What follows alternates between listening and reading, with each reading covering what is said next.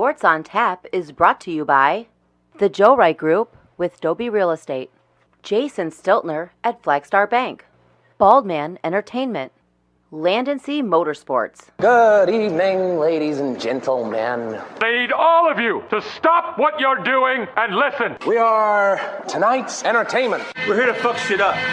Sports the way it should be. Nothing sugar-coated, we loaded with all the information you wanted. From legends to prospects, nothing's off limits. Chris and Joe be taking on all topics with no stopping. They keep it rolling and going and ball hopping at a rate that's hard stopping. With news that's jaw dropping, they're getting it in. Sports Center competition, man, they in it to win.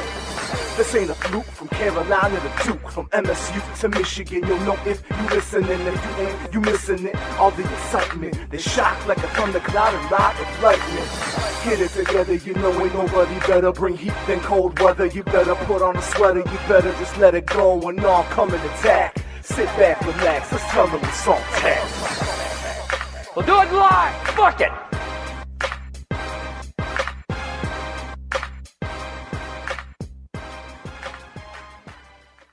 On the line. Tucker's ready. There's the snap. Spot down. Kick on the way. It is up and it is off the crossbar and through. Oh my goodness, are you kidding me? Justin Tucker from 66 hit the crossbar and it bounced through. And the Ravens are celebrating on the field. The longest field goal in the history of the NFL has just beaten the Detroit Lions. Tucker, it would be the longest in NFL history if it's good. A 66-yard try. Tucker's kick is on the way. It is good! Crossbar, and it tumbles through. It is good! Time has expired. Justin Tucker with the longest field goal in NFL history. The hay is in the barn, and it's mayhem on the field. Oh my God. You've just seen I just history. Lost my mind.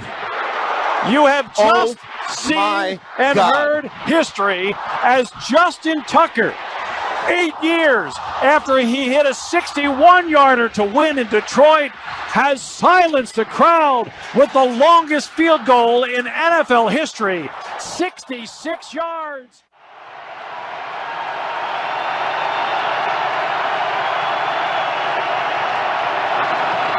On its way. It bounces off the crossbar, and it's good! Oh my goodness! Oh my goodness! Oh my! Did that just happen, Greg?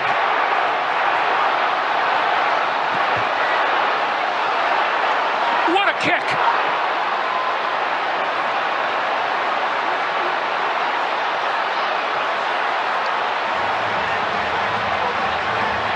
I've never seen anything like it. I'm speechless, but what a kick! It was barely long enough to get the bounce off the crossbar. Welcome to this week's edition of Sports on Tap. I am Chris Scott, alongside Frank Jagata and Joe Waddell. And the audio you just heard was the three separate calls of what went down on Sunday at Ford Field between the Detroit Lions and the Baltimore Ravens. And if you had the Detroit Lions losing on your SOL bingo card by the longest field goal in NFL history, congratulations, you're a winner. Now, with our resident Lions fan of the show, Frank Jagata here. Frank, the floor is yours. Gee, thanks. I was really hoping, we discussed it just briefly before we came on. I had a whole list of things that I was excited to talk to you guys about. Yeah. I mean, we ended last week, we were talking about the Ric Flair situation. And, I mean, that ended up being a dud anyways. Yeah, it kind of did, yeah, it never really panned out to be what they were making it to be. There was a UFC fight this weekend. They had a Diaz brother literally quit in the middle of the fucking fight. Just quits. I'm like, we got all this gold to talk about. And this fucking shit happens. And the Lions go Lions. Like, I'm literally shaking right now after having to watch that 3 times.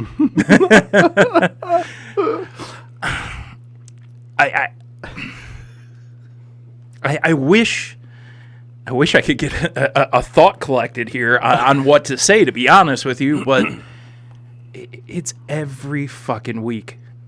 And we were trying to pinpoint it. We couldn't figure out when exactly it was said. But Joe said it best.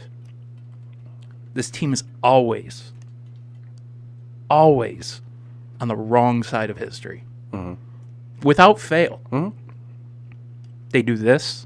Mm-hmm. They what was it, 13 years beforehand, they said, Tucker kicks a 61-yarder. At that point, that's the longest field goal. You have Matt Prater in-house. 2 hours beforehand, Matt Prater tried to kick a 68-yarder. Never once tries to do that in Detroit, but the next year, Justin Tucker comes in, walks in, just does a little hop step, fucking boots 166 yards, no problem. Mm-hmm. I'm not going to say I give up, but I give up at this point. Like, this team cannot surprise me anymore. Join the dark side, Frank. Join the dark side. Well, and I wrote in the blog that we had posted yesterday or Sunday night. If you get a chance, please check out Frank's blog. Yeah, SOTDET.com. It's a good read. I highly suggest it is more of a knee-jerk reaction to what had taken place. You know, now that I've had a couple days to sit with it, and the initial shock of it has worn off. Yep. And I can kind of look at it and go, okay, at the end of the day, what we had discussed shortly after this game is still the case. You explain to me how the fuck you go 38 yards on a 4th and 19 when you have one job, when you have your safeties playing literally at the fucking goal line for some reason. Yeah. Explain that to me. That's why you lost this game. Their safeties on that play were still at Allen Park. Yeah, I think so. Like, don't get me wrong. You got boned. You got boned on a fucking call. There's no argument there. That's not why you lost the game. But if you think that's why you lost this game, you're just as delusional as every other football fan in this fucking state. And I'm referring to Michigan. Oh, yeah. I'm referring to 100%. Michigan State. I'm referring to the high school fan. I'm referring to every football fan in this fucking state. Yeah. You are just as delusional as the rest of them. Yeah. It's hard to disagree with that. It's frustrating. Yeah. I mean, Lions Twitter will have you disagreeing with that, but it's what it is. Yeah. You didn't lose because of a blown penalty call. I mean, did it help? In the reality, it did. Yeah, sure. You want to say that's why you lost? Fine. That's not why say you that's lost. why you lost, but at least be honest, because there was at least 5 other things in that drive alone that you did wrong. Yeah. Not only on the 4th and 19 play. Why didn't you go after him like you went after him the entire game? Scared. They were playing conservative football. But wait a minute. Why are you playing essentially prevent defense? Prevent a win defense. When you don't have a lead. But you do have a lead, but you don't have a fucking lead. But this leads me into Captain Kneecaps. Like, I'm sorry. Did you sell this fan base a bill of goods with the we're going to bite kneecaps and we're going to do this and we're going to do that? When this entire season, you've coached like a fucking pussy. You have. Yeah. As simple as that. You've coached like your team has nothing to fucking lose, dude. Like, why are you laying down and settling for a fucking field goal? Shove it down their throats and go for a fucking touchdown. Like, you can't come in here with all the bravado you came in here with and all the machismo that you came in here with and then coach like that. You can't do it. That's just ridiculous. And he's just proven me and Joe and all the other Dan Campbell haters right. But with how he's coached so far. Like, trust me, we were discussing the list of things that I had prepared that I was hoping we would get to talk about today. And I would rather literally talk about anything on that list. We had a whole fucking Adam Gase thing set up. Yeah, we did. To surprise Joe with. Yeah, we did. I know this is everybody's favorite topic on this show, too. Right. Is Joe's hatred of Adam Gase. It's slowly turning into Matt Nagy. Yes. Yes, we'll address that later. Yes, we will. Even with that stuff, like, this is, I'm going to call it a mishap. I'll use Joe's word. This has become such an abortion. Back alley abortion. There it is. Like, there is no other way to say it at this point.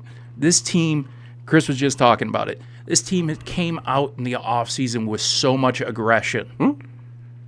They're, I, for sure, you guys joke about it all the time. I want to run through a fucking wall after this dude's first press conference. I just sat back and laughed because I thought it was hysterical. I was ready to go. Let's do this. I'm like, this dude's a clown. Then it's like, okay, week 1. I mean, it's your first real game as a head coach. Yeah. You could have done a lot better. Whatever. Yeah. Game 2, You kind of got worked up by Green Bay. You kept yourself in it for a minute, but it was what it was. In week 3, you come out, you play essentially the game of a lifetime. You had no business playing that team that well. No. And not that you played that good. They just played that bad, and you happen to be playing a little bit better than them. And that's all you need on some Sundays. But and again, nobody wants to look at the fact that this was a big trap game for the Ravens. It was. After coming off that win against KC the week before. You have the emotional loss to Vegas. You turn it around. You go into Kansas City. Kansas City came into Baltimore, yeah, it was in Baltimore, right? yeah. Okay, so Kansas City comes into your house. You handle them. I'm not going to say with ease. It was a great game. Yeah, you handled them. Like you have proven that you are a team that deserves to be in the conversation for a Super Bowl. Yep. Well, and Kansas City was kicking the shit out of them. It took everything they had in the second half of that game for Baltimore to pull that game off. Yep. So again, and if you listen to the show on Sunday, you would have heard us talk about 10:30 in the morning. Yeah, 10:30 Sundays. If I'm up, Sports you on guys Tap have game no day. reason not to be up.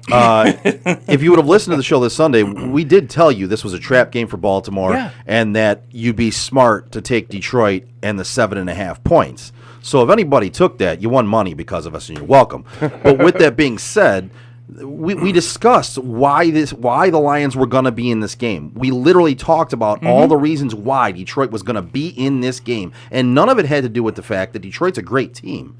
They show signs of being good at times.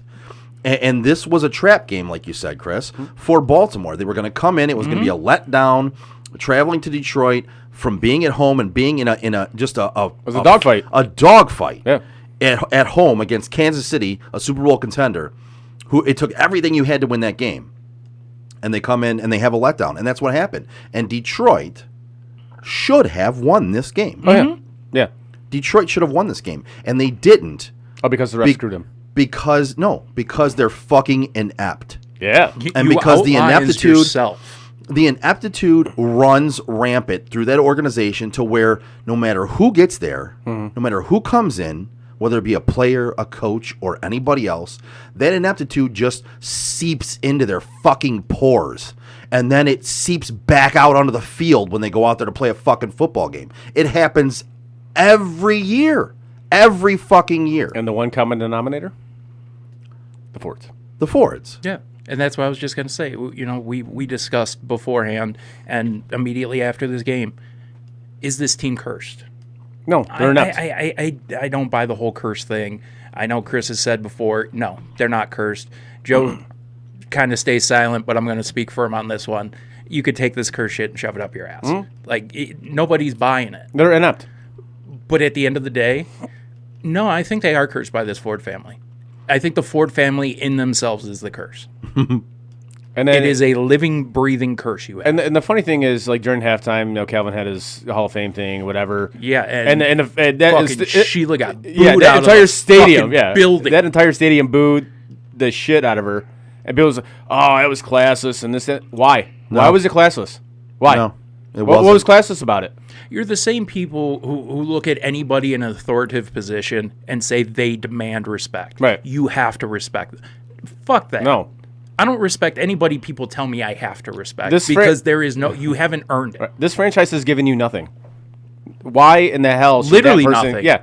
Actually, that's a lie. This franchise has given me high blood pressure. It's given me a lot of sleepless nights. But therein lies my point. They've given you stuff that you shouldn't have. Mm-hmm. And you want people to be respectful toward this ownership group? Are you fucking kidding me? Are you fucking kidding me? Like, and now that we've segued out of the days of games being blacked out and shit, I would love nothing more than for it to be a realistic situation, for that game to be on TV for the next home game, and for there not to be a fucking person in that stadium. I would love to see that happen. Right. But this is Detroit, dude. Again, we're talking about delusional football fans. And we're not just talking about them in the city. We're talking about the them state. Yeah. Lake to lake in every which direction in the state. I asked this question of you before, and I'm going to ask it again. Chris and I have given up. We've seen the light. Yeah. So we had a sickness. We had an illness. We dealt with. Sorry about that. We dealt with. It's funny. It's the same name as my old hockey coach. I was wondering why he was calling you. No, that's actually my work, and I'm just not going to answer it. But so we dealt with what I call the addiction, right? The sickness, the illness, the addiction of Because Lions being football is an addiction. being a Lions fan, right? And I mean that's what being a fan is in general. Is absolutely. It's an addiction. You're addicted to Pain. rooting for your team. You're addicted to winning. You're addicted to In this situation, yeah. You're addicted to insanity. Honestly. So in this case, like, and after I said it, I said it to in you, a lot Frank, of different areas of my life, guilty. and this is me. This is me as a Leafs fan now. yeah, Like this is that's my addiction. Is this team right behind fucking Joe? You are a Leafs fan. Let's be honest, and I will defend what you are going to say afterwards. I agree with you. You have jumped onto the Browns bandwagon. They have been a good franchise since you have jumped on it. But at the end of the day, you were even willing to jump on a Browns bandwagon to get away from the Lions. Well, I mean, that alone is pure insanity. I had already gotten away from the Lions at that point, but I was willing to jump on a Browns bandwagon because I didn't really have a team, and I kind of wanted to root for a team, and I jumped on an 0-16 team. Yeah, and that's what I'm saying. Like, I was like, fuck it. It Granted- can't get any worse. they have done what they've done, and they deserve the credit for turning that program around in the last 2 years. But things were so bad for one team that you literally jumped to the worst team at that point in time. And I won't even say you jumped, but you attached yourself to that worst team at that possible time, almost just to say, I'm going to jump on this bad team and watch them get better than you without even trying. That's exactly what it was. That's exactly what it was. and they did. It was me. I had already given up on the Lions, and it was me hearing all Lions fans the fact that they had a shitty franchise and didn't realize it, and decided they wanted to do nothing but talk about the shitty team down south in Ohio. And I went, they're still going to win before you. Mm-hmm. And then they had their 0-16 season, and during that season, I was like, you know what? I'm going to root for the Browns. I'm a Browns fan now because But I have even faith that they're going to win before you will. And even that alone is an insane thing for people to think. But it ended up being true. But with this illness, with this sickness, in our text messages, I said, it's like I have a friend who has an addiction that I want to help them, right? And when somebody has an addiction, you want to help them. Everybody wants to help them. Right. And yet nobody can help them because they have to want the help themselves. They have to want to stop. Yeah. And that's I what it feel is like with this is an intervention all of a sudden. that's what, Not for me. You root for whomever you want to root for. and that's what it is. It's like you have to want to quit that. Right. And you literally said back to me, you're like, what was your words back to me? It is, I'm going to look them up, but it's something along the lines of, at some point, I'm going to get the high that I've been chasing. I've been chasing this high with this team for 34 years. Yep. Now, mind you, yes, I'm a fan of a lot of different teams. I'm a fan of Oakland, Vegas, Los Angeles, whoever the fuck they are at any given point. Silver and black. Just, Yes, the silver and black. I will rock with the Raiders forever. Yeah. That is a team that I will never give up on.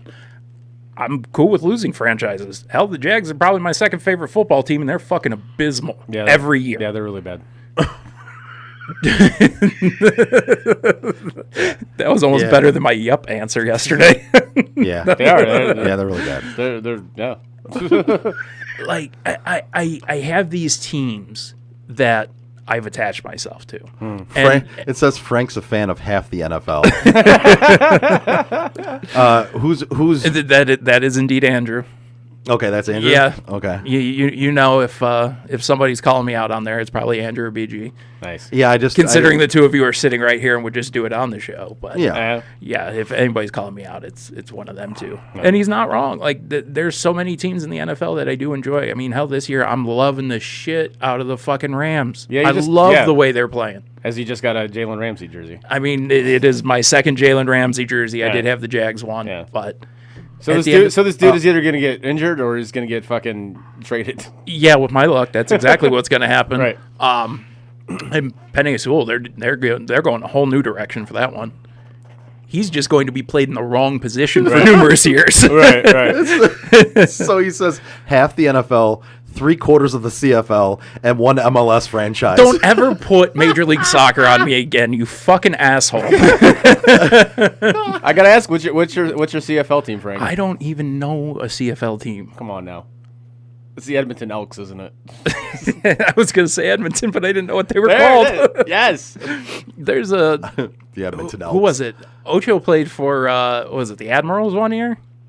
The who? Was No, the there- Alouettes. Alouettes. There we Yeah, go. yeah, the Alouettes. Yeah. What the fuck is an Alouette? I don't know. It's Canada, man. Don't ask I questions. have no idea. An Alouette. Yeah. All right. The only thing they got in lock up there is the fact that they love hockey, and I mean that alone makes them smart. But everything else is kind of like, what And the fuck? Frank's an LA Galaxy fan. Come on now. There is zero Major League Soccer that I've ever watched. I don't think I've watched a soccer game outside of an Italy match since the Rockers were around. Oh, is it maybe the Seattle Sounders? Is that better? Who? The Seattle Sounders. I wish I knew who these teams were. I have no idea. Yeah. But at the end of the day, I to get back on track, there is a high that I felt in 02 with the Raiders. When the Jaguars first started and they went on a playoff run with Fred Taylor and Mark Brunell and those guys, there was a high that came along with that. Even these years where they've teased the playoffs, where they've stepped foot in the playoffs and Or the the year that- water was too cold and they backed right out of it. Or the year that Blake Bortles took them to The the AFC Championship, AFC Championship game. Yeah. No, I'm referring to the Lions in this okay, situation. Oh, so the Lions making a playoff game was a high for you? At that point, yeah, it is a high because it's something the team has not accomplished. So you're moving in a positive direction. Now, a real high would be them doing something in the playoffs. But it is a different type of high than what I've experienced prior with this team. Right. That I haven't gotten the opportunity to see many playoff games in my lifetime. 91, I was 4 years old. So I don't remember their last win. Right. So yeah, making it to a playoff game for me is like, hey, cool, they finally made the playoffs. Let's do this. So there's different highs that come along with sports. I'm waiting to get that with Detroit. Now to answer your next question, Joe, and I'm not even leaving here. I'm staring at Chris and I'm just going to answer Joe's next question. Why do I think it's going to eventually come? There's only something you can answer, man. I know. And the odds. I'll just leave it at that. The odds. There's 32 franchises in the NFL. At some point, somebody's bound to get lucky, even if it's just pure luck. So I'm having faith that at some point, maybe Detroit will just get lucky. But are you taking? Maybe they will be so bad they will fuck it up and actually win. But are you taking into account how much the NFL hates the Detroit Lions? Because this is all here is the NFL hates the Detroit Lions. I'm glad for once in my life I thought before I spoke, because what I want to say to the people who think that is extremely inappropriate. But at the end of the day, I've played sports my whole life. You guys have played sports. If you're listening to this, I'm sure you've played some sort of organized sports. I'm sure you know an official at some level somewhere. Just ask him. Ask him who his most hated team is. And most of the time, he's going to tell you whoever he's reffing. Because he doesn't care about anybody else. They don't pay attention to what the fuck's going on in the league. These officials are watching this game. That's it. After that game ended, they move the fuck on. Yep. The officials, half of them have to go to a 9-to-5 job on Monday. The officials are there to do a job. Yeah. And the bad thing is, I've said this before, the officials are not full employees by the They're NFL. not. No, they should be. So they should be, and that would cut down on some of these problems. But I agree. I've said it for years, and I'll keep saying it. The NFL officials don't hate individual teams. They're just sometimes really bad at their jobs, and they're bad at their jobs in every game, in different aspects at different times, and it happens. Literally, I sent you guys an image last night of a blatant pass interference call that was not called inside the Dallas Stadium, whatever they call it now. Oh, AT&T. AT&T. Okay. Yeah. So again, is that the fact that the NFL hates Philly and loves Dallas? Exactly. No, it was a missed call. It was a blown call. It is what it is. What I love about it is, why on earth would the NFL pick the Detroit Lions to hate the most? Right. Your franchise is fucking irrelevant. Besides the Thanksgiving game, your franchise is fucking irrelevant. It's like us starting a rivalry with like a true crime podcast. It has nothing to do with us. There's Right. no reason for it. You're literally saying it just to say Right. words. There is the fact that you clowns actually believe this just exactly says what you are. You're clowns. That you actually believe this. And this whole Detroit versus everybody shit, stop it. Stop it. Detroit versus everyone was a fucking great slogan It was. for like 2 years. It was. Because of how bad things were in the city Right. in general. Once it became adopted for the sports teams, Yeah. it kind Stop. of became a joke. Yep. 100%. Like, yes, you had decent teams in the Red Wings and the Tigers and the fucking Pistons at one point. Mm. Nobody cared about you still. Like, nobody wanted to come here. Yep. Nobody wanted to play for any of the Detroit teams. Like, let's not get this twisted. Nobody fucking cares about Detroit. And that's originally where the Detroit versus everybody mentality came from. And that was legitimate. Yeah, That actually worked. And now it's turned into this conspiracy Yeah. against the city. Yep. Like And- every every like league or whatever hates you. Yeah. No, they don't. They don't. You're just run by incredibly inept people. And unfortunately, that's where you're at. Yeah. When you could throw money at a problem, the Wings were great. Of course. The game- league doesn't hate you.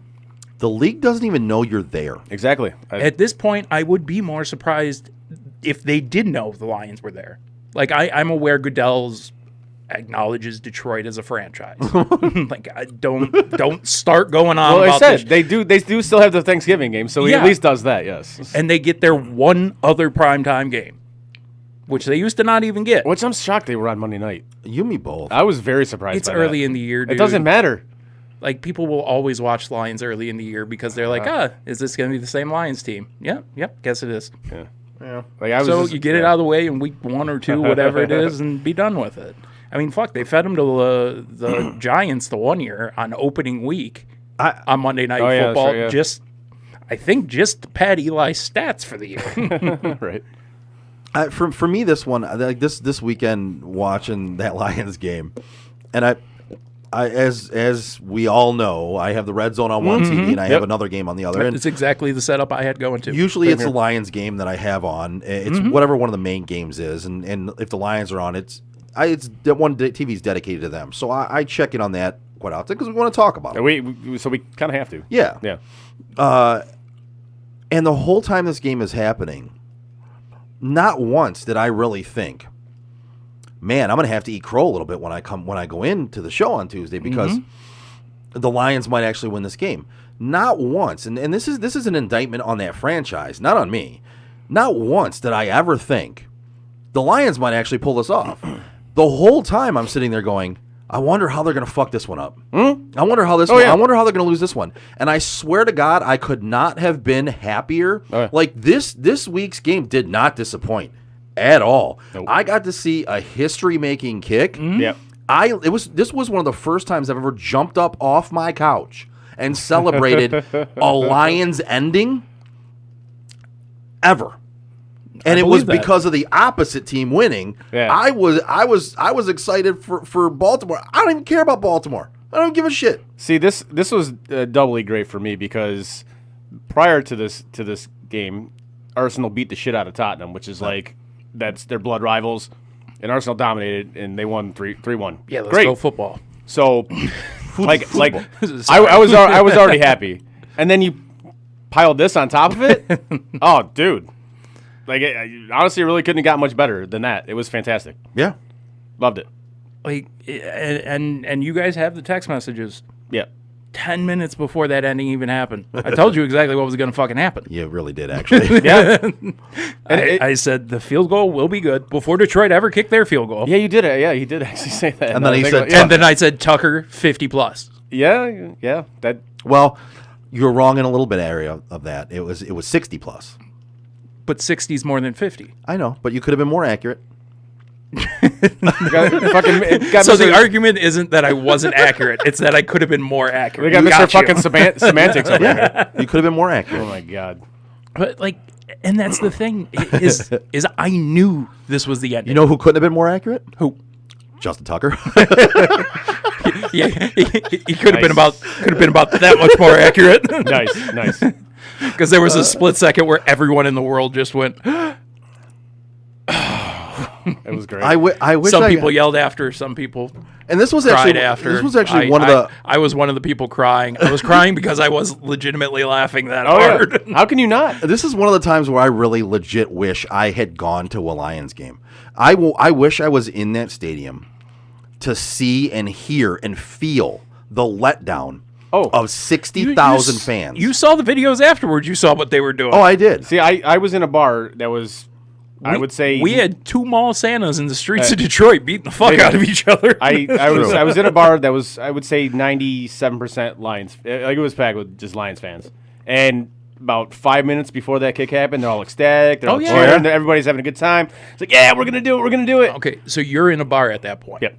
You're at home. Do you have the volume on Red Zone or do you have the volume on the Lions game? I had the volume on the Red Zone, but the Red Zone transitioned over to it. Oh, yeah. Okay, so you and may was have showing caught it nonstop. And I'm not going to put it up there with the Chicago game from a few years back, which you guys always talk about, the Monday night Chicago game. But how loud that stadium was Oh, it's incredibly after loud. that field goal. Like, I didn't know if you could hear it because you were at the bar.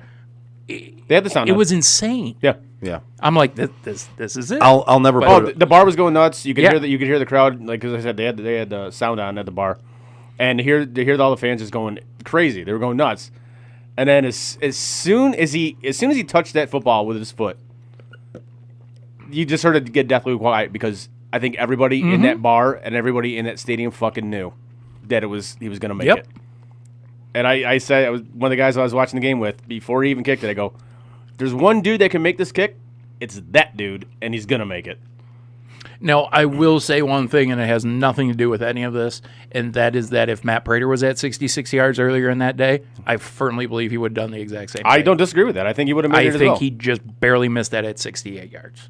I think, yeah. That's why I said it has nothing to do with anything in this conversation, but I do believe that Matt Prater would have hit that exact same field goal. I think Prater would have made that field goal. And unfortunately for the Lions, the guy that you would have had back there, had you kept the one guy on your team from last year that was worth a fucking damn, took it to the house. Yeah, yeah. So, and it's sad when the kick returner's the only guy you had on the roster that was really worth keeping. That's true. You know who else can take it to the house? Who's that? My guy, Jason Stiltner at Flagstar Bank. If you're looking to refinance or even consolidate debt, there's no better time to do that than right now. Give my guy Jason Stiltner at Flagstar Bank a call today at 248-752-3631. Rates are currently incredibly low, so don't miss out on this great opportunity. Also, mention this ad from Sports on Tap and get hooked up with $500 off. So once again, give my guy Jason Stiltner from Flagstar Bank a call today at 248-752-3631. Flagstar Bank, Equal Housing Lender, member FDIC, NMLS number 27546. Well Nice. done. Whoops. Tucker's ready. There's the snap. Kick a man while he's down, man. Kick a fucking man while he's down. Why don't That you? was cold-blooded, dude. Cold-blooded. You are a That was a fucking complete dick. accident too. Wow. That was harsh, It's man. not too often you're accidentally a piece of shit. That was a dick move. I'm not gonna lie. That was a dick move. it was Holy completely on accident, but it shit. was a dick move. Yeah, that was cold-blooded, man. It wasn't bad enough that I had to watch it Oh. 3 fucking times to start the show, and then you're just like, "Hey, guess what? Oh, Snaps down, kicks up." man, that was Well, in that case, Tucker's ready. There's the snap. Spot down. Kick on the way. It is up and it is off the crossbar and through. Oh my goodness. Are you kidding me? shit. With friends like this, who needs enemies? Shit, Yeah, man. no shit. all right. Sorry. I will say one thing about that. Does that voice sound surprised that just happened? Nope. Not even a little bit. And that was the one thing the first time we listened to it, I'm like, no, he knew that Nope. was Oh, happening. He, just like the rest of us, Yep. we all knew, like collectively, we all knew how Yep. this was going to end. Yes. Oh, he knew. And that's why I ended my blog with that. Like, if you are that delusional that you are lying to yourself in that moment, you don't know football. Or Lions football for that. No, matter. football, Yeah. period. Yeah. Because the Lions are the Lions at this point. Yeah. Like, that's just the way it goes, unfortunately. Right. Well, and again, go to sotdet.com. Check out Frank's blog. It's you'll see it right there. You click on the top, click on blog. It's quite the read. Yeah, it's worth it. Yeah, it's a good read. 100%. It's even funnier if we had the video that I told you guys about that could be attached to it of me going upstairs and being so distraught that I needed to give my mother a hug. And then it broke down the whole 2 minutes of football and everything that fucking happened. Still, I felt like I was losing my mind. Like, literally breaking that game down, I was like, this is all real shit. Right. Like, I wish I was making some of this up. This all really happened in a real game. Only in the Lions game can that happen. Well, and speaking of things that happened in a real game, yes. I have a new mortal enemy number one. Yeah, it's Adam Gase has been replaced. Adam Gase, since he's no longer in the NFL. Now, if he Yeah. ever gets a job in the NFL again, he will rise to number one instantly. Yeah. He's in high school right now, right? He's coaching in high school, yeah. Yes, I Just wanted believe to- that is Yeah. correct. yes. Him and Phillip Rivers. Yeah. Yeah. But Matt Nagy is my new most hated football coach. The head coach of the Chicago Bears. Yes. Yes. And what that dude did this weekend to his rookie quarterback and to his entire team was borderline criminal. It really was. Like, he should not have just been fired after that game. He should have been taken out of that stadium Italian mob style. Like, just throw the hood over his head and drag him out and get him out of there. Take him out into the desert somewhere. Take him out into the woods and just dispose of him. Because what he did to his rookie quarterback and the rest of that team was despicable. Yeah, it was pretty bad. It was disgusting. What that dude did on as far as coaching an NFL franchise in his fourth year, Yep. he left his rookie quarterback out to dry. Like, and it's not just a rookie quarterback who doesn't run. It's not like he had Mac Jones back there. It's not like he had somebody who wasn't mobile. He literally might as well have put a red fucking wig on Justin Fields and trotted him out there and said, hey, pretend you're Andy Dalton, just drop back 4 steps and wait for Jadeveon Clowney and Myles Garrett to meet you after 2 seconds. This is how you lose a locker room.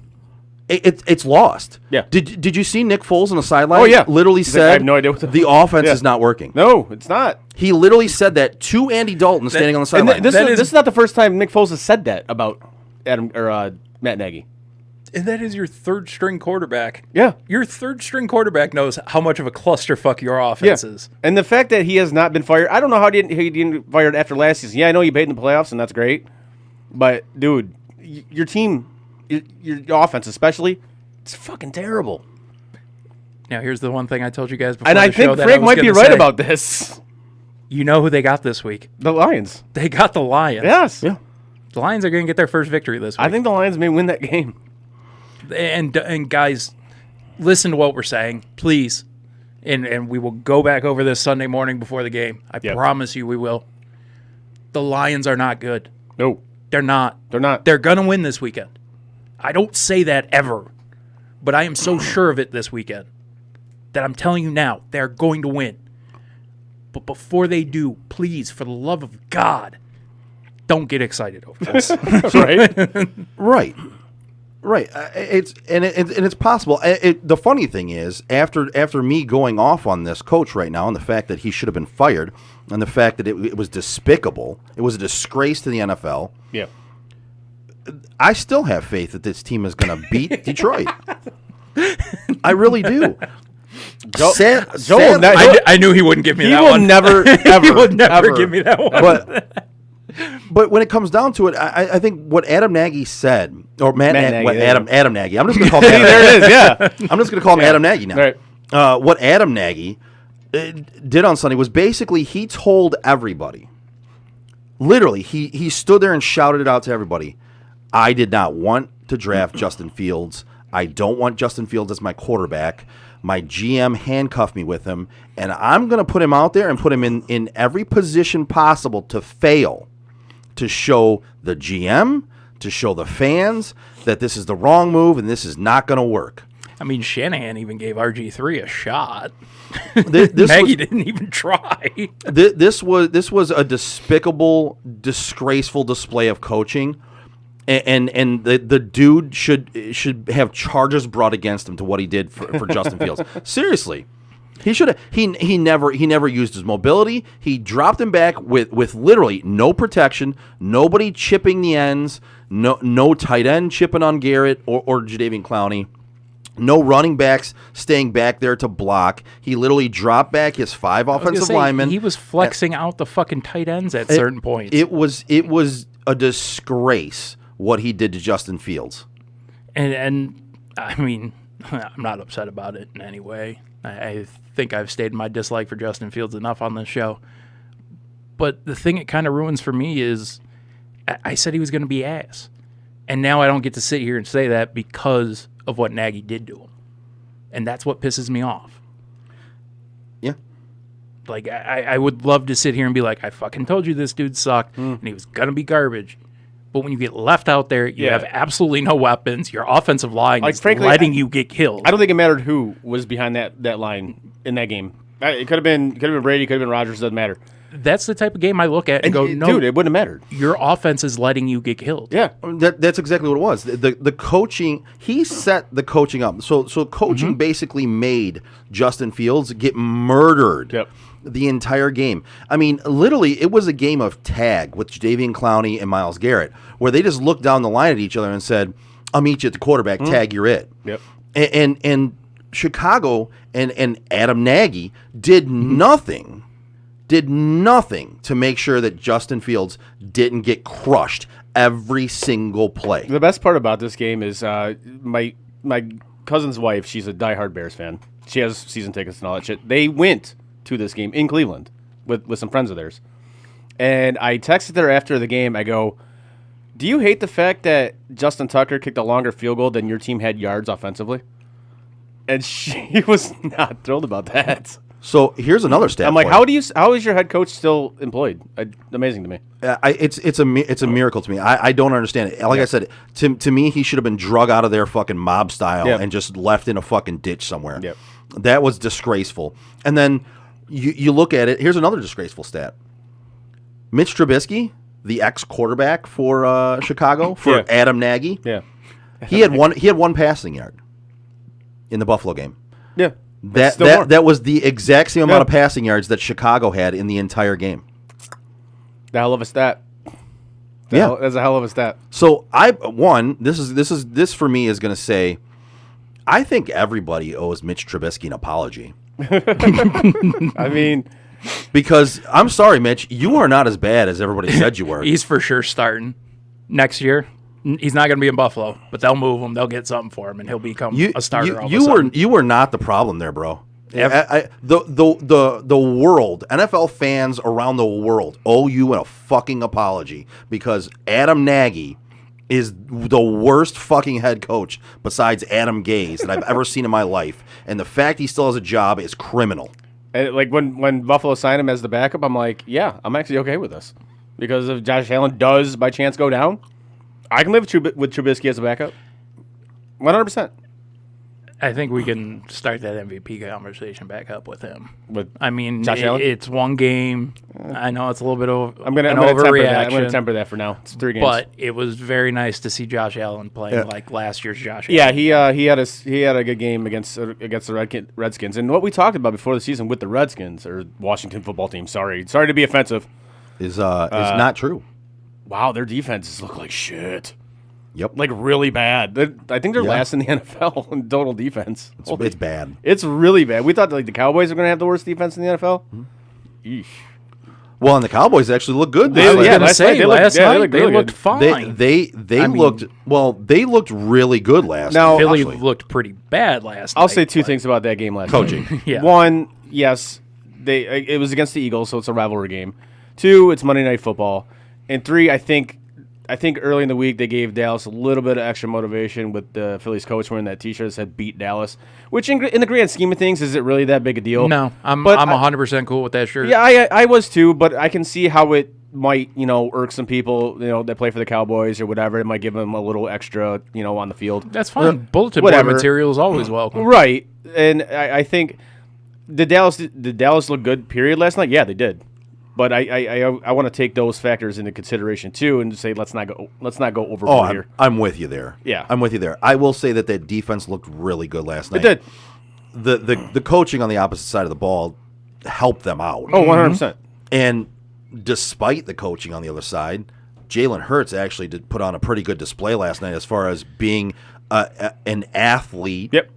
And needing to work a little bit on the quarterback aspect of it, but he's an athlete. He belongs on that field, and again, coaching holding him back. It's the Philadelphia Eagles hired Nick Sirianni, who is still one step below Adam Nagy. a guy who makes custom T-shirts.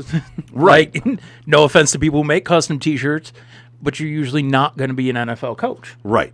Kind of sounds like you're offending people that make custom T-shirts. That's why I said no offense to those who make custom T-shirts. I feel like when you say no offense, you're like literally offending them. It's one of those things Like, you say I'm before. just saying, With all due respect, but I'm about to disrespect you. Yeah. if I am looking for an NFL head coach, Yep. the lines of work that I go to, not T-shirt making.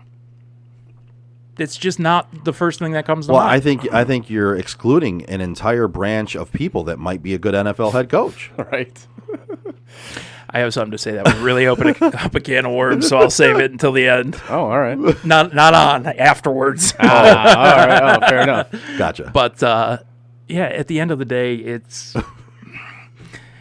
The only thing that I'm really cool with saying that I took away from that Dallas game, and Joe, you actually texted it to me last night. Chris, I'm assuming, was asleep or just not interested in partaking in our conversation. No, I was sleeping. Yes. Okay. Yes.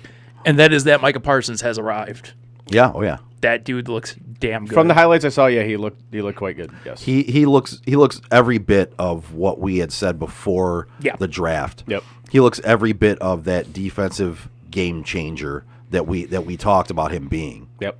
No, I agree with that. Like, he hits, and for me, this is an easy reference. A lot of people probably haven't paid attention to him, but he hits like Abram, Vegas's safety, who's just, he's an animal.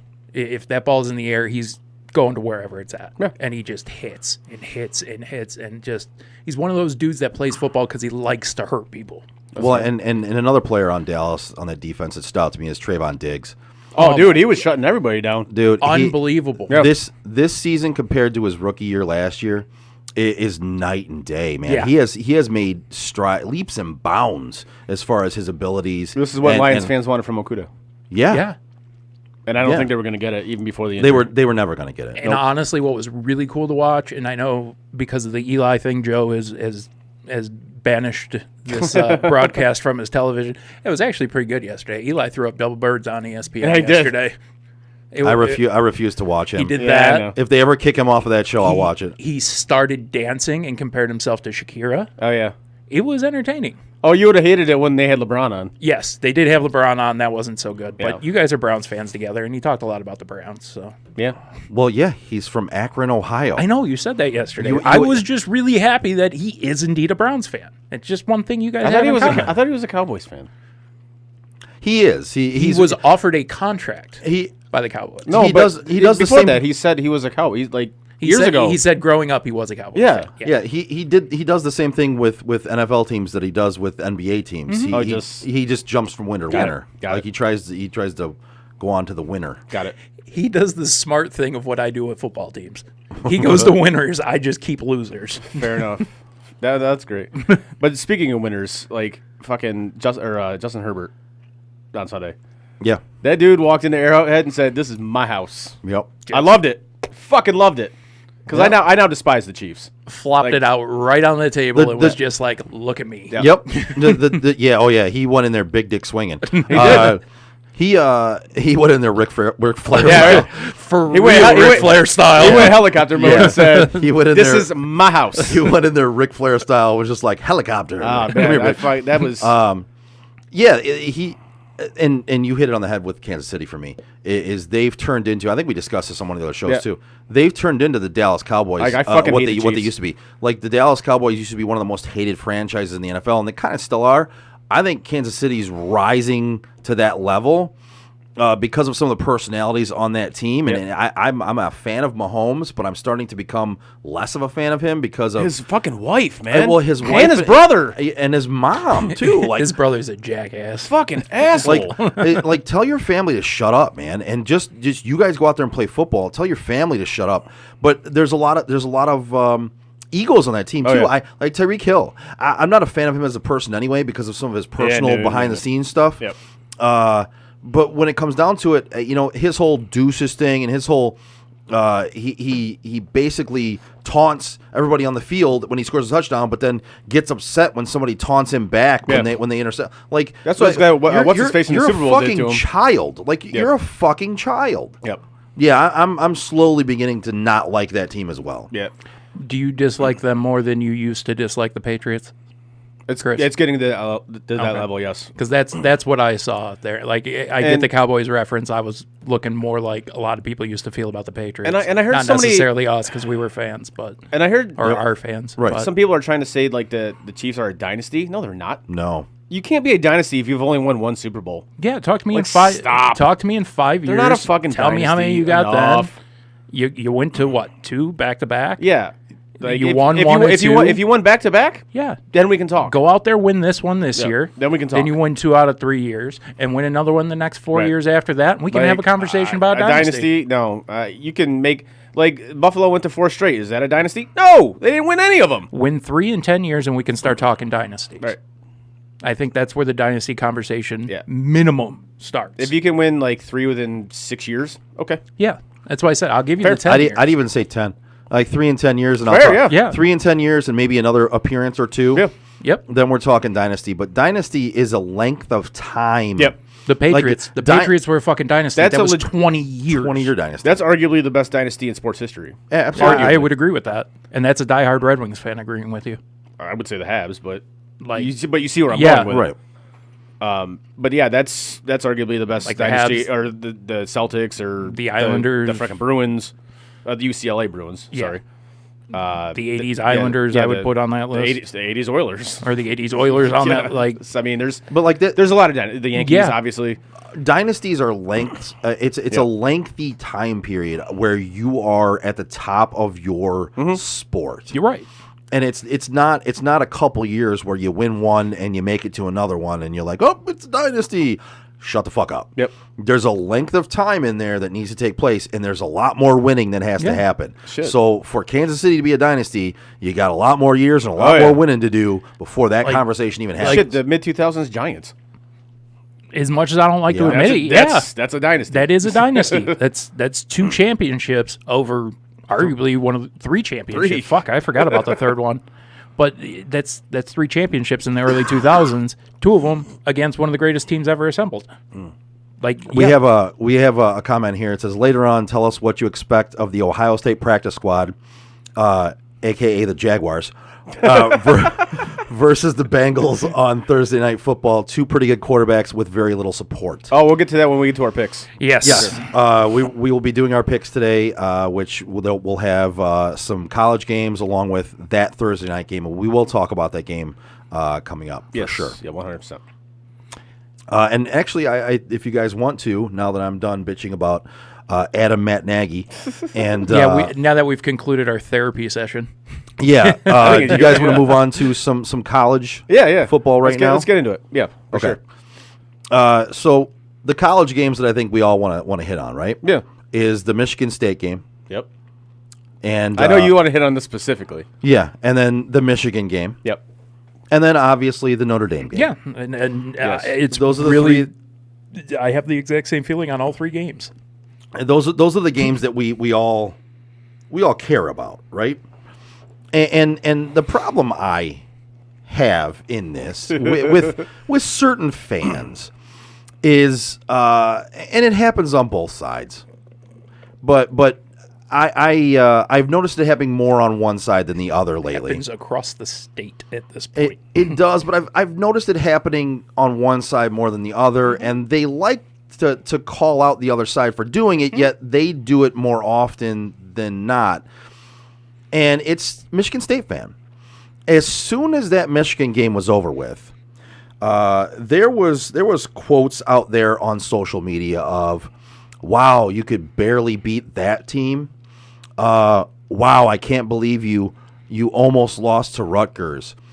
It was, "Wow, you're really gonna get you really got exposed against the team, and you're gonna get even more exposed against teams that have better offenses and better defenses," and things of that nature.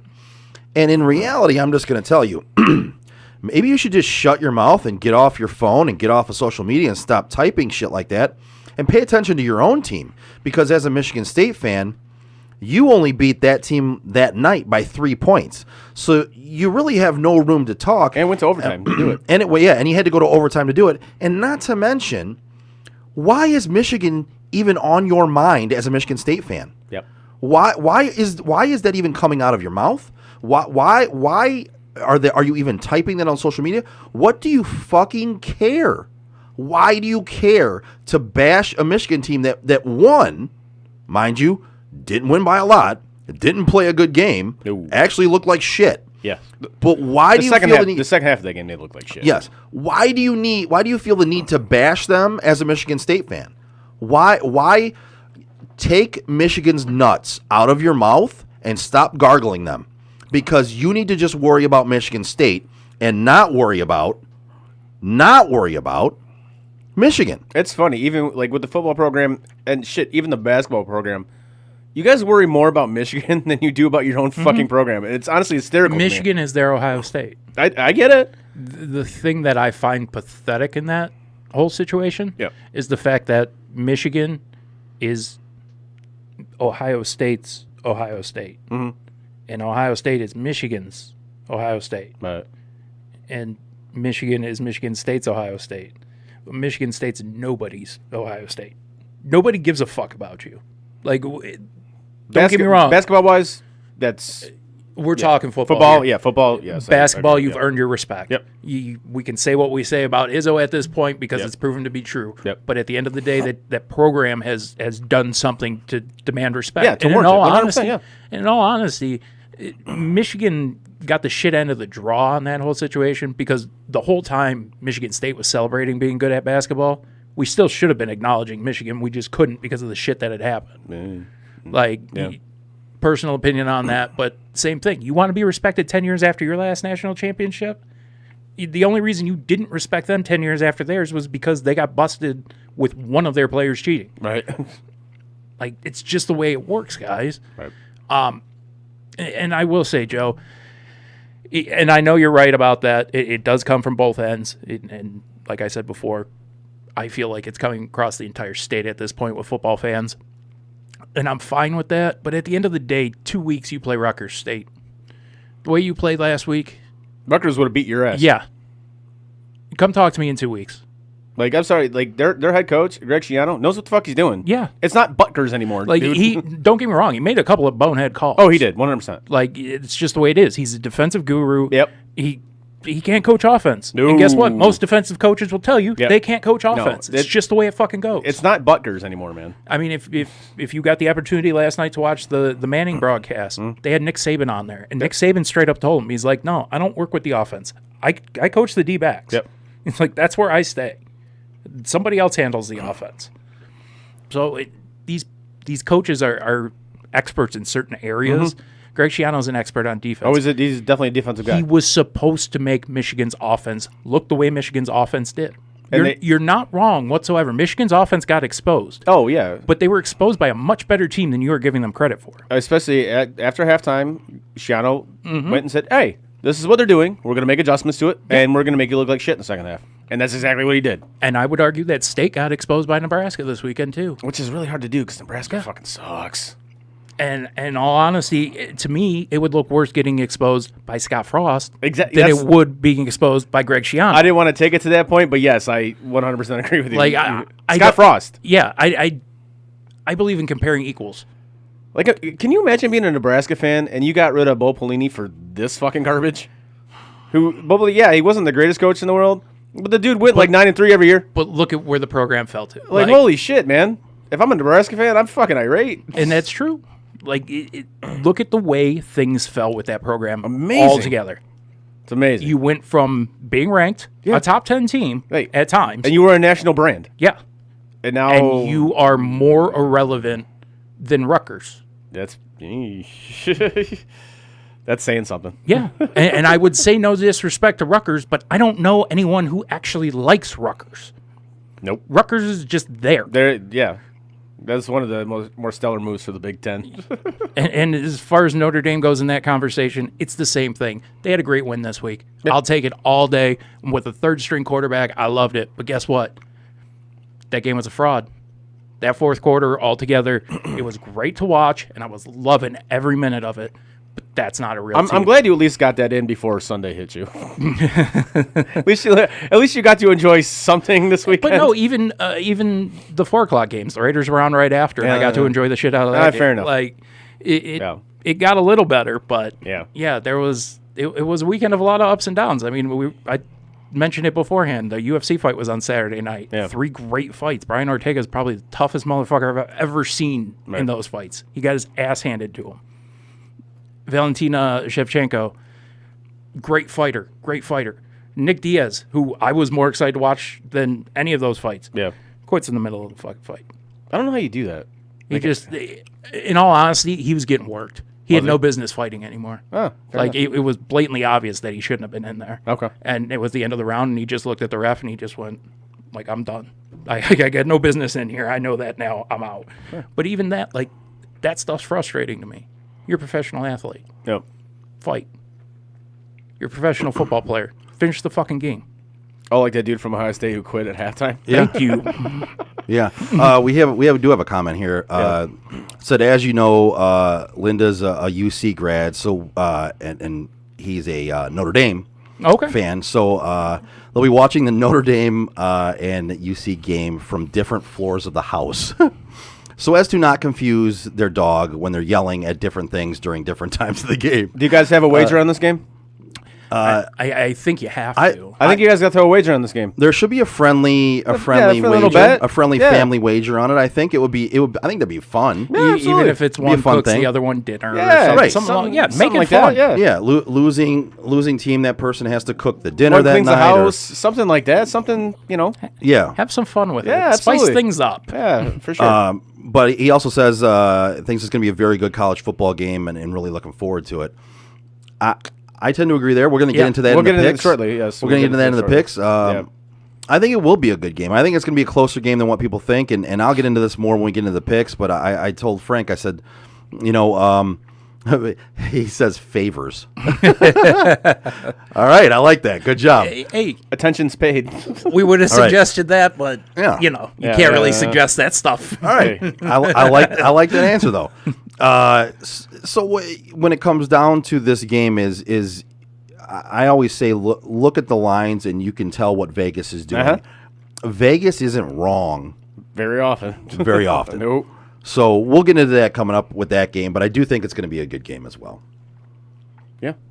Oh, I think it's going to be a fantastic game, and obviously we'll hit on that. That's one of the games we got. I can't see what you're pointing at. I know that it was meant for Chris. Yeah. But he just reminded me of what I'm really bad at remembering to do, and I just wanted to let him know that it literally is on my screen right now, just waiting for the opportunity to segue into it. You know who's not really bad at what they do? I don't know. You tell me. No, you tell me. You got the read right there, buddy. Hit it. I figured if you want to throw to it, maybe you wanted to read too. Do it. Whether you're buying or selling a home, now is the time to take advantage of having the expertise of 3 real estate agents for the price of 1 on your side. Make the right move and give Craig Joe Wright, Mike Bush, and Shane Wilson of the Joe Wright Group a call today. Phone number is 248-535-4750. Once again, 248-535-4750. That's for the Joe Wright Group. Give them a call. Nicely done, sir. Thank you. Well played. Well played. Well played. At least somebody played well. Yeah.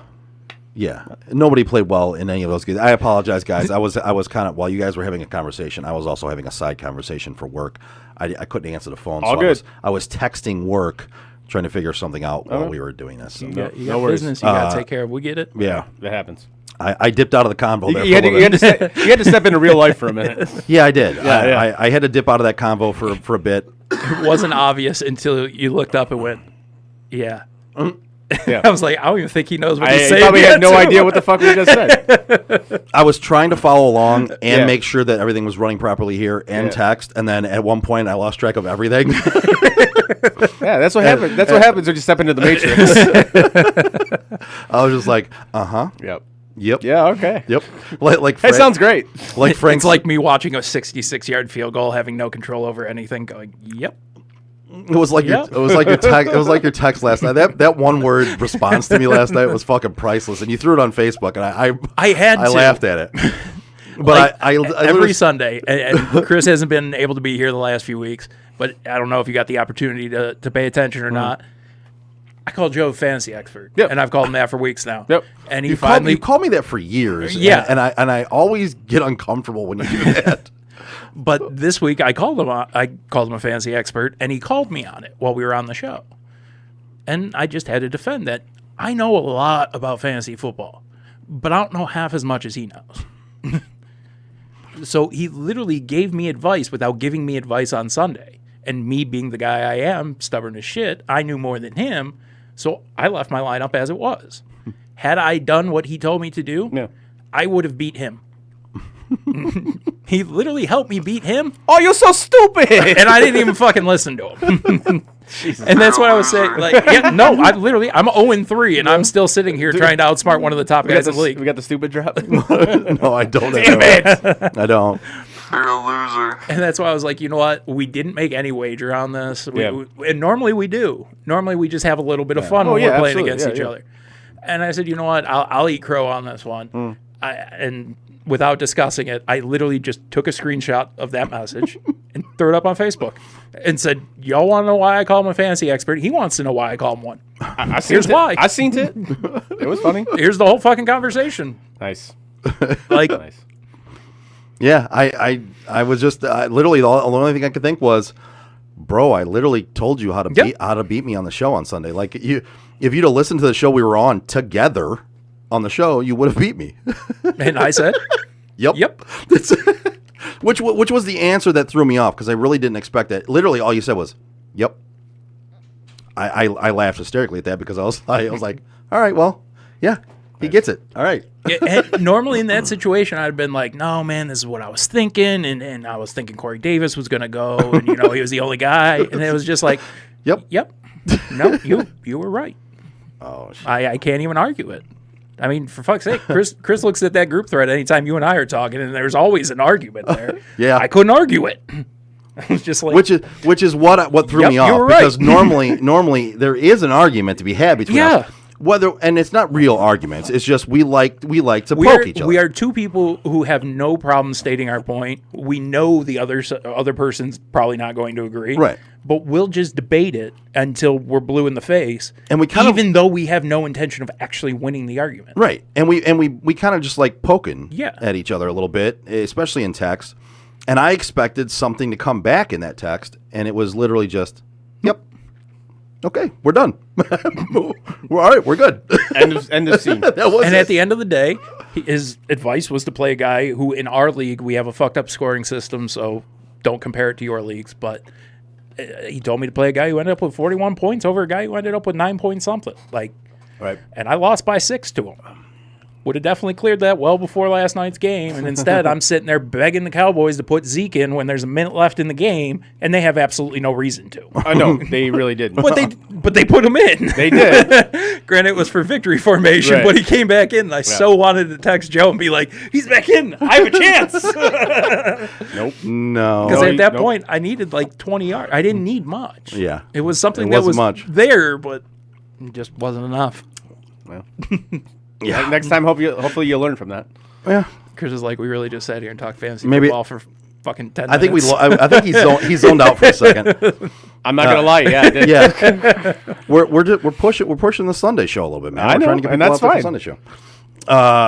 That's your guys' domain on What- Sundays, man.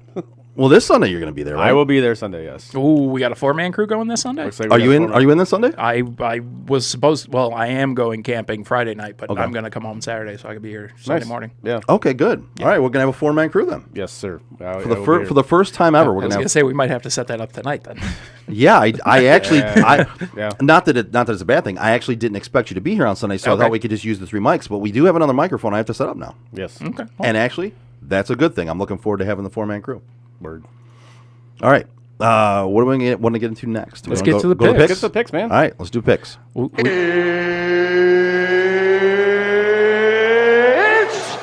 time! Frank, what do we got last week for the picks? Who did what?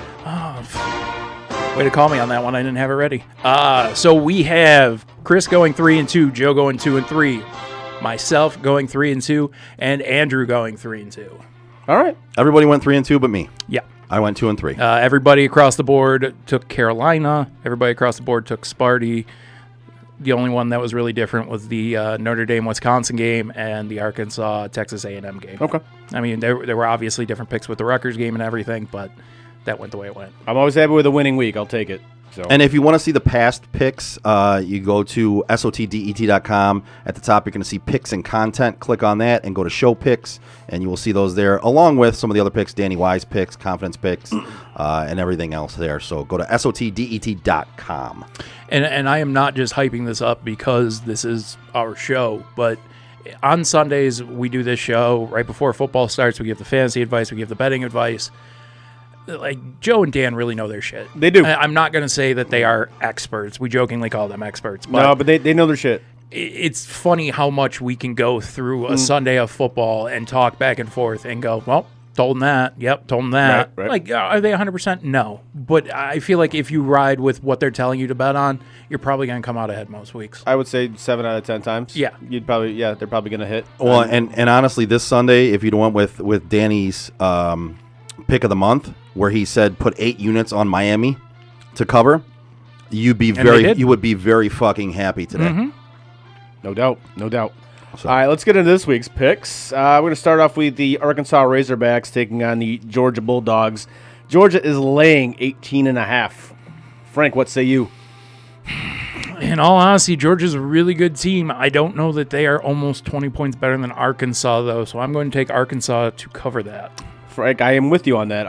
I do believe Arkansas will hang somewhat in that game, but I'm with you. I don't think Georgia's 18.5 points better. So yes, I am also going to take Georgia will definitely win it. I think Georgia will win the game, but I definitely do not think they will cover. So I will take Arkansas getting the points. And in all honesty, if they do cover that, I think we need to have a conversation about number one. Yes, we do, 100%. I'm gonna go with Arkansas in this game because it's a lot, man. I went against Arkansas last week. Yeah, and I didn't think they were for real, and I lost that because they're for real. And so 18.5 is a lot of points, especially in an SEC game with two ranked teams. Yeah, and so I'm gonna go with Arkansas, and that's just the thing. Like, these are two good teams. Yeah, I don't see 18.5 points between them. Andrew just jumped in on the comment section on Twitch and went ahead and supported the Razorbacks as well. So we've got Arkansas across the board. All right. Game number 2, the Cincinnati Bearcats taking on Frank's Notre Dame Fighting Irish. Cincinnati is laying 2.5. This is the one where I. So my thing is, I always say, and Dan will back me up on this. We said it on the show on Sunday. When you smell something's off, right? When the public looks at a line, that's and goes, a really low. That's a really small. Yeah, small line. At Notre Dame. Yep. And you don't think of Cincinnati being that great of a team. Notre Dame just came off of an ass kicking of Wisconsin, which wasn't really an ass kicking, but by the score, the public thinks it is, right? Right. And you would think this spread would be higher, right? And you look at it and you go, "This is odd." When you look at a spread and you think it's odd, and you want to take one side of it because it's so odd, you should always jump on the opposite side of that. Right. I'm taking Cincinnati. 100%. Absolutely. 100%. I think Cincinnati rolls in this fucking game. And I feel dirty doing it, but like we were saying with Notre Dame this past weekend, it's a statement win. It is. On paper.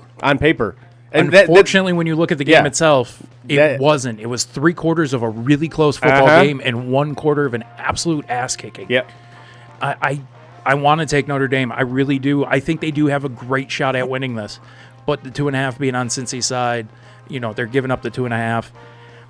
Vegas knows more than I do is essentially what I'm getting at here. Yeah. And I'm going to go with Cincy just for that reason. I think Cincinnati rolls in this game. I don't even think it's close. I think Cincinnati rolls. I think they beat them by at least 2 scores. And Andrew is riding with the Irish. Fair enough. Yeah, I was just going to say you're going against your boy. Yeah, and in this situation, it's not out of want. It's almost out of a necessity. It's just one of those situations where I'm not going to do what I did with fantasy football last week. I think Notre Dame will win this game, but there's a reason that Cincy is giving up the points. Right. So, and with Notre Dame running out a third-string quarterback last week, you're not playing Wisconsin now. You're playing number 17. Well, if you look at these two, what would the general public think in this, right? The general public looks at this game. Notre Dame came off a Huge win. An ass right. whipping Which of Wisconsin. Yeah. After you almost got your ass whipped by Florida State. Right. After you almost got your ass whipped by whoever you played in week 2. But these Like, two teams, Toledo. their rankings, Toledo, yeah. their rankings, and the way Notre Dame ended that game, Yeah. and these two teams being ranked where they're at, it's in Notre Dame. The general public looks at Cincinnati giving up 2.5, and wait, I'm going to take Notre Dame at home after they just look that good, and I'm going to get 2.5 points. Oh, I'm taking that for sure. I'm definitely going to take that. That was a stat Padford game. There's a Yeah. reason why. And that's exactly what it was. Yeah. And it was a confidence builder for Yeah. third-string quarterback. That's all it was. All right. I'm getting yelled at right now in the comment section. Oh, boy. Joe just said, come on, Frank. ND has UC's defensive coordinator. They will stop Cincy. Stay true to the Irish. I'm sorry on that one. It's a money decision. I don't have money on it. Straight cash, but homie. I'm betting as if I did. I'm going to be dirty this week. This game I'm not picking based on anything that I think. This game I'm picking based off of That's a sketchy line. That's it. It's what I know about Vegas and Yep. what I know about gambling and betting. That's why I'm picking how I'm picking in this game. This spread to me tells me all I need to know about Vegas. What Vegas thinks about this game. And if we're talking a 6.5 point spread, I'd probably go with Notre Dame. I think it'll be a closer game, but 2.5. That's a weird spread. Yeah. Well, and normally if a game is even, Yeah. the home team gets 3 points. Right. Basically, it's a 3-point spread. So you're essentially saying the spread's 5.5 Right. at a neutral site. Right. Honestly, this game I'm actually really looking forward to. The Ole Miss Rebels, I think that's what they're still called, right? Unless they had to change it because, politically correct and cancel culture and all that shit. Taking on the Alabama Crimson Tide. Alabama is laying 14.5. This is the point where I go, yep. All right. Everything you just said. Yep. Yep. I'm going to take Ole Miss getting the points. You saw the game Alabama played against Florida, and I called that one right. I said take Florida getting the points, and that was a lot closer game than I thought anybody thought that would be. And Florida had a shot to win that game. I think it's the same. I know the game is in Tuscaloosa. I get that, but maybe I think this might be somewhat of a revenge game for Lane Kiffin because of how he was treated by Nick Saban. So it wouldn't shock me to see Ole Miss win this game. I don't think they will, but it wouldn't surprise me. However, I am taking Ole Miss to at least cover, but I think Alabama still wins the game. So yeah, give me Ole Miss getting the 14.5. Okay. Yeah, I think this game won't necessarily be close, but it'll be close enough that 14.5 points will be enough for me to take Ole Miss in this game. It's just I think Alabama wins. Yeah. I honestly wouldn't be surprised if Ole Miss covered this spread with a late cover. Yeah. Alabama's kind of winning by quite a bit. Yeah, like a backdoor type thing? Yeah, Yeah. like a backdoor cover towards the end in the fourth quarter. But then again, I also wouldn't be surprised if what you said might happen if Ole Miss actually won this game. Alabama hasn't necessarily looked like Alabama this year. So in every one of their games, they haven't. Right. I'm going to take Ole Miss getting the 14.5. I'm going to go the opposite way of you guys, and it seems like Andrew's going to ride with me on this one. He's going to roll Tide. Yeah, we're both going with the Roll Tide. I dig it. I dig it. In all honesty, for exactly what Joe said, I just think this is the week they show up. Okay. No, That's simple. I like that we got a split judgment on this one. Yeah, we can't always agree on this shit. No. Right. Makes it boring. Next game, Baylor versus Oklahoma State. Oklahoma State's laying 3.5. Give me OK State. Yeah.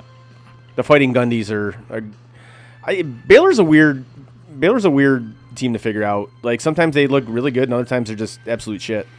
And same thing with Oklahoma State. But the game's in Stillwater. If for no other reason than that, I'm going with Oklahoma State. And Oklahoma does have a tendency to start off a little bit slower and ramp it up. I would definitely take the over in this game, whatever it is. I would definitely take the over. Yeah, 100%. It's the Who'd you take? Oklahoma State. Gotcha. Yeah, they're laying 3.5. I'm gonna go ahead and take Oak State as well. I hate to be boring here, but that's where I side. Yeah, they're at home. I see this as a pretty even game. They're a home team, giving up 3.5. I think they win this game by probably a touchdown. I said if you want a little side action, definitely take the over. That's We do have a comment here. Joe says, you guys will have to sit upstairs with Linda. I'll be in the man cave having cocktails and watching the Irish win. So listen, Linda. Linda, listen. That's a fine deal. But the second they take the lead and it's looking like they're going to win, I'm joining you down there. I love it. Enjoy the game. I think it'll be a fun game to watch for sure. And thank you for listening, by the way. And Andrew is actually going to go the opposite way and take Baylor. Okay. So there's going to be another one of those weeks where we get outsmarted by a listener, or we actually end up being right. It sounds like we know what we're talking about. Oh, and on to the most important games of the week. The Michigan Wolverines going to Madison, Wisconsin to take on Bucky Badger. Wisconsin's laying 1.5. An unranked team. Yeah. At home. Yep. Playing a ranked team at number 14. Yep. Giving up 1.5. Mm-hmm. This is a really fucked up question to ask come week 5. But does Michigan have a passing game? Like, I was hoping to have that answer by now. After watching that game against I think everybody Rutgers, was. I still don't know. And that's the thing. Nobody knows. Is I watched beginning to end of that Notre Dame-Wisconsin game this past weekend. Yeah. You've got to be able to throw the ball. It was not a rushing game. Right. I don't know. The team I saw in the fourth quarter, Wisconsin will get their ass kicked. But Michigan doesn't have that rushing game, or doesn't have that passing game. Right? They're going to need some points. Yeah. I concur with this. I'm going to go with Michigan in this game. I think they win, but I think it's going to be a very close game. I'm going to take them winning by a field goal, so I think, getting the 1.5 was just bonus for me. I think they win this game outright, but not by a lot. I think it's going to be very close, and who knows? I wouldn't necessarily be surprised if Michigan lost this game because they haven't proven anything to me, and I don't necessarily think they're a great team.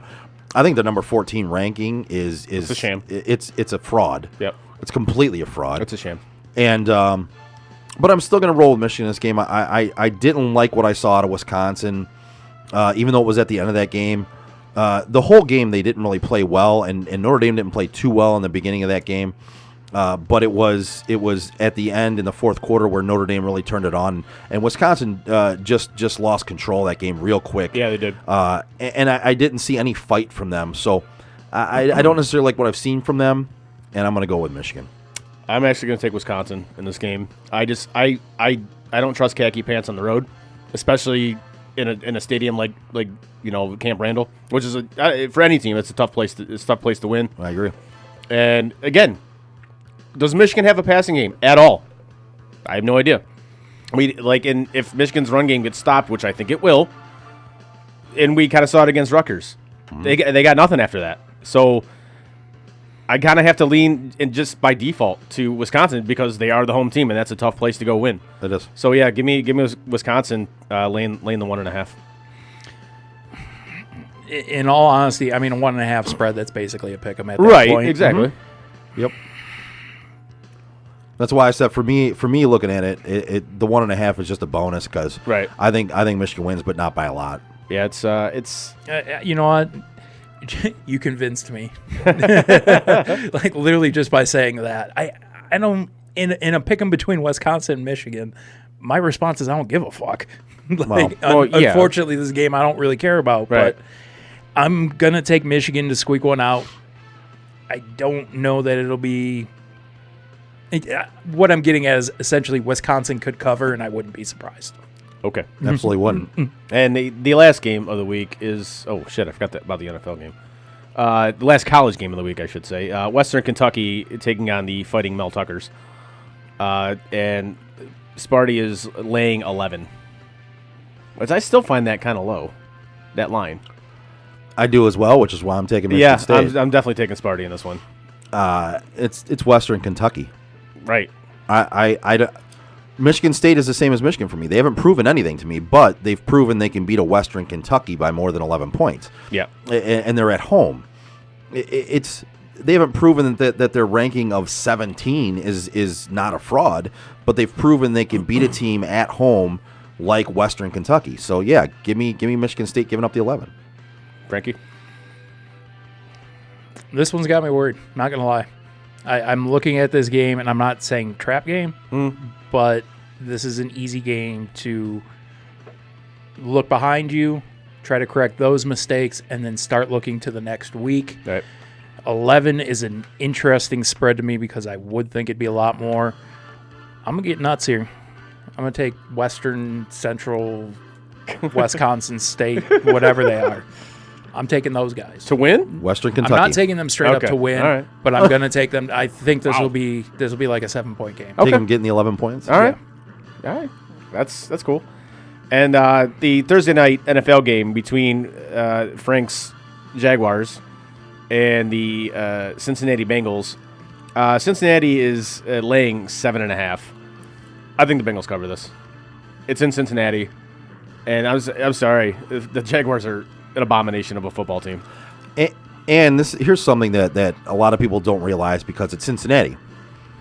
Cincinnati's defense is good. Yep. They're actually good. Yep.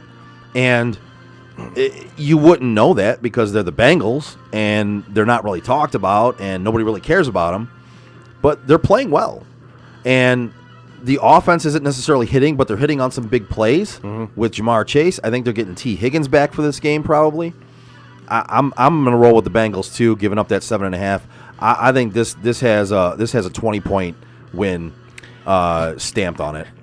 And the Jags just traded away probably their only defensive player worth a damn. Oh, sweet. So, yeah, one of their corners they sent out to Carolina. Yeah. Carolina apparently decided not to sign Richard Sherman What, CJ everybody was going to yesterday morning. C.J. Henderson for a tight end? Yeah, and I think they got a swap of third-round picks and Something picked up like that. 5 in the deal. I don't remember exactly what it was. But, yeah, I've said it for weeks now. The Jags are going to be ass, dude. I would love to sit here and tell you anything different. The one thing I will say in support of the Bengals, the other person that I'm ready to anoint as arriving in the NFL is Jamar Chase. What I've seen that kid do, he may not be doing it on a consistent basis, but what I have seen him do is big league talent. All right. Well, here's to back up your point. I mean, he's only had 16 targets, right? Yeah. Caught 11 passes in 3 games for 220 yards and 4 touchdowns. It's pretty good. His touchdown percentage right now is unheard of, and him and Burrow have a connection, and he's hitting on big passes for touchdowns. He's hitting on deep passes for touchdowns. Yeah, like that's the way it's working right now, and I don't see it changing anytime soon against a Jaguars defense that is fucking abysmal. Like, if Cincy, granted, we're talking offseason at the end of week 3, beginning of week 4 now. But if Cincy goes into this offseason and does nothing but focus on restructuring that offensive line, I think next year it'll look night and day compared to where they were last year. I think this year is perfect for a transition year. You're not going to be good, but you're not bad. But from what I can see, if they can just restructure that offensive line, offensively, they have something. Right. Yep. No. But, yeah, we're bungles across the board here. Bungles. All right. Those are the picks. So I went with a little something different this week. I didn't do a cameo shit show. Okay. But I came across a commercial that it made me laugh hysterically. And if this is what I think it is, I'll go crazy. I hope it is what you think it is. It's an older commercial. Okay, that's not what I think it is. Good. I thought we were going with the Gronk Credit Union No. fucking commercials they got right now, where at the Oh. end of the commercial, Gronk looks at the camera and goes, "I'm special." Yes, you are, Gronk. You are special, yes, buddy. you are. Yeah. That's what I was really hoping it was. No, but this is a commercial that, and somebody pointed out to me that this is not a real commercial. And to be honest with you, I don't care at this point whether it's a real commercial or not. I laughed hysterically at it, and I was like, you know what? I'm having trouble finding really good cameos lately. Yeah. So this is going to take the place of the cameo shit show for the week. Do it up. That's All right. it. Jones Barbecue and Foot Massage. Jones Barbecue and Foot Massage. You better come down here, get some of this shit. You like to eat. America loves to eat. So why not open up somewhere America can sit down, enjoy a meal, and get their feet rubbed? We'll fry anything you want for $5.99. As long as it's friable or edible, we're going to make it deliciable. We will fry parts of the chicken you didn't eat. Deliciable? The beak, the feathers, we'll fry candy bars. All that European stuff that you don't really normally eat, we'll bring it down here and fry it for you. Ask McDonald's to fry something other than what they normally fry. Guess what you're going to get? Nothing. If it fit through the dough, I'll put it in the fryer. Hell, this is a dinosaur. All our meats are gently tenderized to their optimum deliciousness. We got fine dinosaur meats. Took my money, made me pay child support. Come on down here and get you a slice. Once they get your social security number, it's over. Motivated. So friends, let's just decide you don't want no barbecue. Well, that's fine too. Why not let one of my foot specialists or myself perform our magic? Look at that, don't they look wonderful? If you really pay me enough, we massage your feet in any of these sauces also. Success is the rule down here at Jones Good Ass Barbecue and Foot Massage. So go ahead and give me a call or find us on the worldwide internets at the new website. JONES Big Ass Truck Rental and Storage.com/Jones Good Ass Barbecue and Foot Massage.html. Excuse me, did you call number 52? Did you hear me call number 52? This is incredible. Okay, mind you, while that was running, I did take down their phone number, and as soon as we get off, I'm calling. Oh, you should to absolutely see, call it. Yeah, we are going to call before I leave the studio. I love today. it. Yes. The other thing I want to say is I went on the internet browser and typed in Jones Big, and literally the whole thing comes up as soon as you type in that. Awesome. So yeah, I'm about to go to this because I don't know what's going to happen. But. I don't care whether that's a real commercial or not. That was awesome. It is fucking hilarious. I came across that. One of my buddies at work sent that in a group text that we're in, and I laughed hysterically at that. I watched it like 5 times. I'm great. like, this That's is great. fucking hilarious. Yeah, that's solid right there. So for me, I was like, this is taking the place of Cameo Shit Show this week. Well played, sir. So it's a real Facebook page. Okay. There is a commercial for Jones Big Ass Truck Rental and Storage that part of me wants to just throw the mic up to my computer and play. Oh, okay. It looks interesting with the same gentleman who did the food and foot massage. Okay. It looks like it might be legitimate. I mean, we gotta call him and find out for sure. That's absolutely. hilarious. Yeah, 100%. I mean, I don't know if this place is going to be open at 8:30, but where are they located? People want foot massages at 8:30. Where's 708? Where's that area code at? We gotta figure that out. Anything else for this week's show, boys? No, I got nothing. All right. In that case, I just want to remind everybody. They're in Chicago. We could go visit them. Oh no shit! Nice. Ooh.